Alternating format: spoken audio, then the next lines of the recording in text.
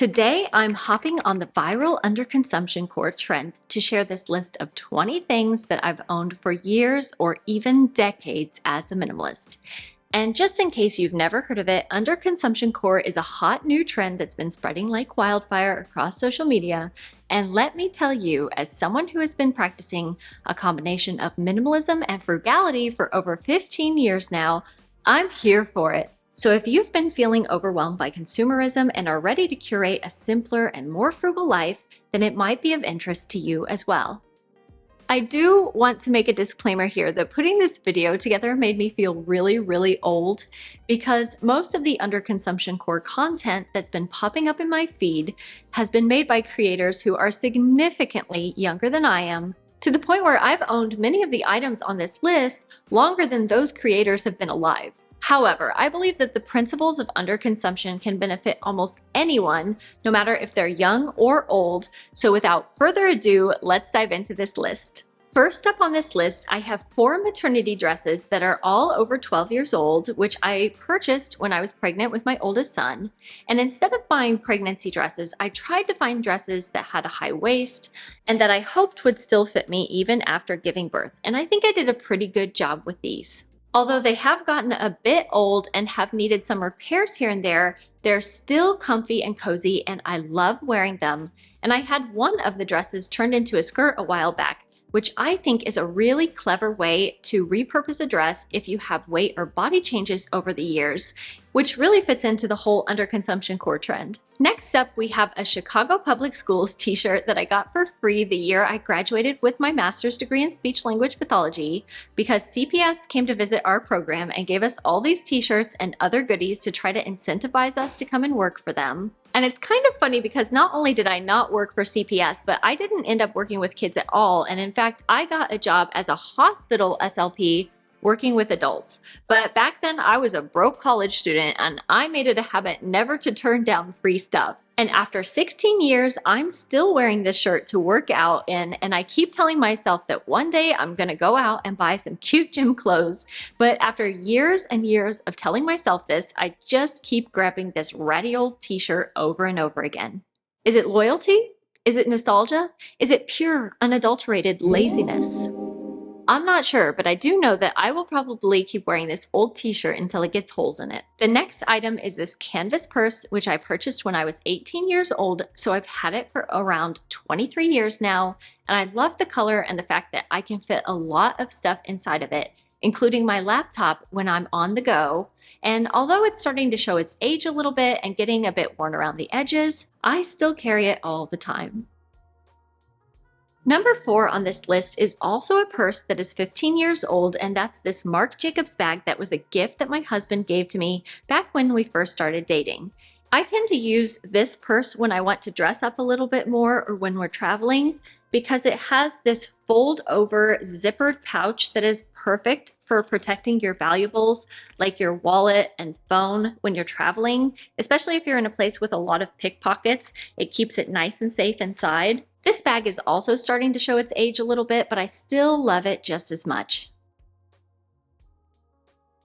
The next item on this list is also one of the oldest items that I own, and that's this antique wood jewelry box, which has a dragon carved on the top. And this is a family heirloom that was passed down to me by my grandfather, who actually won it in a poker game back in India when he was stationed there during the war. I always smile when I open this box because it reminds me of my grandfather and what he used to keep in it.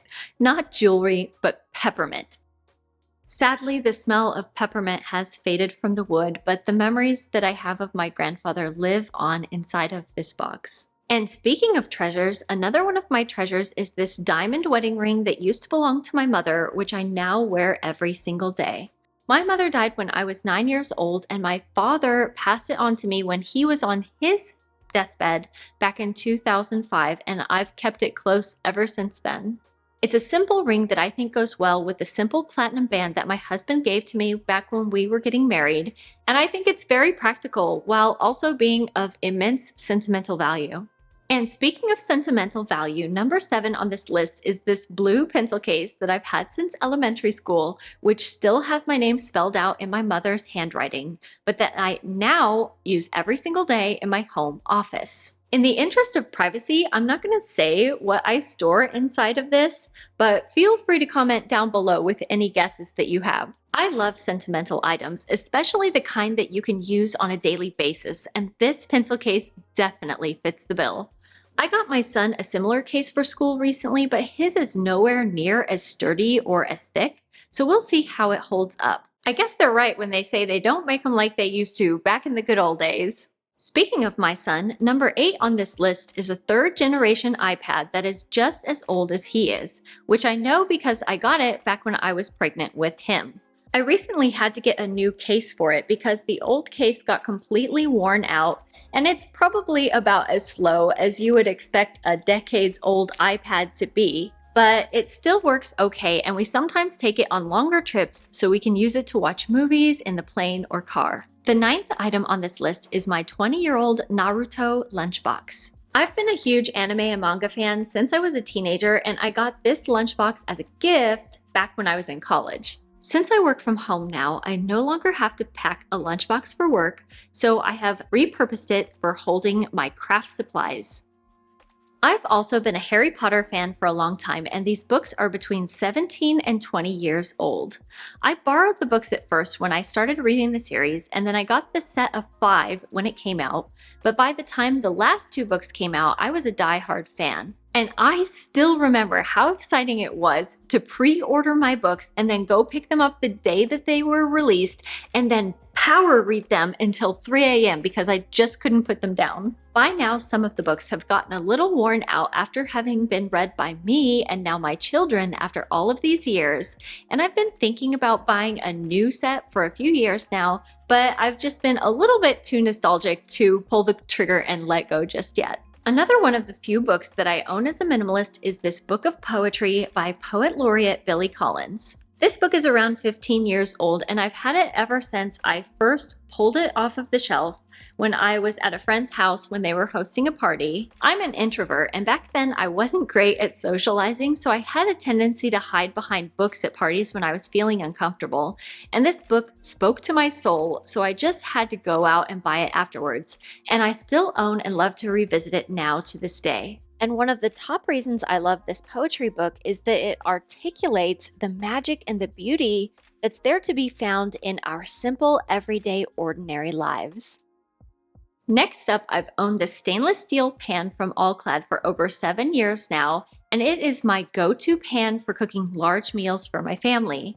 If I need to make a big batch of anything from tacos to chicken orzo, you can bet I'm using this pan. And this baby is so sturdy, I'm sure that someday I'm going to be able to pass it on to either my children or grandchildren. My oldest son's penguin stuffies that you see here are around 20 years old now, and they actually belonged to me back when I was in college. But when my son was a toddler, he was obsessed with penguins, and they've been best buddies ever since. I also gave my youngest son this realistic raccoon stuffy from my college days, which makes it also around 20 years old. This stuffed animal is so realistic, we used to put it by the window to scare the pigeons away from our balcony. We are pretty minimal when it comes to toys, but stuffed animals are one thing that my kids seem to love and treasure the most. So you'll always find Raccoonie on my son's bed when it's time to go to sleep.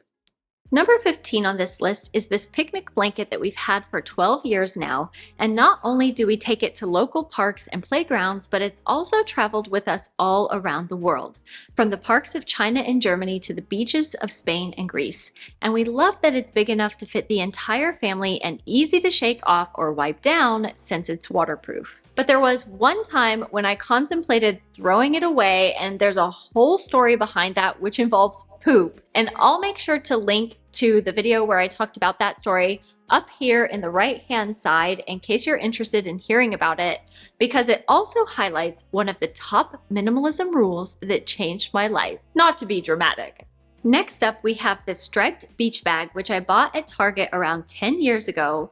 And not only is this my go-to bag for when we go on beach vacations, but I also use it on a daily basis for storing our swimming gear, like swimsuits, fins, and goggles. My boys are on the local swim team, and I keep all of their gear inside this bag so that we can easily grab it and walk out the door when it's time for swim practice, making it super practical and convenient. This memory game is 10 years old and it's a souvenir from when we lived in Shanghai, China. And in case you didn't know, my husband is Chinese and I also speak Chinese. And we lived there for around 2 years when my oldest son was a baby. I have so many fond memories of China, but because my son was so young when we lived there, he doesn't remember it. So we love playing this game because it gives us a chance to remember and revisit fun stories and experiences from our past. I got these muslin swaddle wraps as a gift at the baby shower for my oldest son, and then not only did I reuse them again when my youngest son was born, but then after they both outgrew using them for swaddles, we used them as light blankets or capes to dress up as superheroes, and now what we use them for is to wrap up our Christmas presents in the Japanese furoshiki style of gift wrapping. Furoshiki is really kind of an art form, and I will put a link to a book on this topic down below in case you're interested in checking it out. I've had the makeup bag and brush set that you've seen here for 10 and 15 years each. This makeup bag was given to me as a free gift from one of my friends who works for United Airlines. It's actually a first-class amenities bag, and I bought this Eco Tools brush set that you see inside from Ulta ages ago. And even when I'm not traveling, I still store all of my makeup and beauty tools inside of this bag, and I just find it really, really convenient. And finally, for number 20, I saved the best for last because it isn't really something I own, but rather he is the man that I've loved since we met at a Chinese New Year party back in 2009, my husband of almost 15 years. I saw other people shouting out their husbands in their underconsumption core videos as well, so I figured it would be a fun way to end this video. So if you've made it this far, don't forget to comment below and let me know what are some things that would make your underconsumption core list. And don't forget to subscribe to my channel if you haven't already. And if you're keen to explore more videos about minimalism, frugality, or simple living, make sure to go check out one of these videos that YouTube thinks that you'll like, or I'll see you next week. Until then, take care. Bye-bye.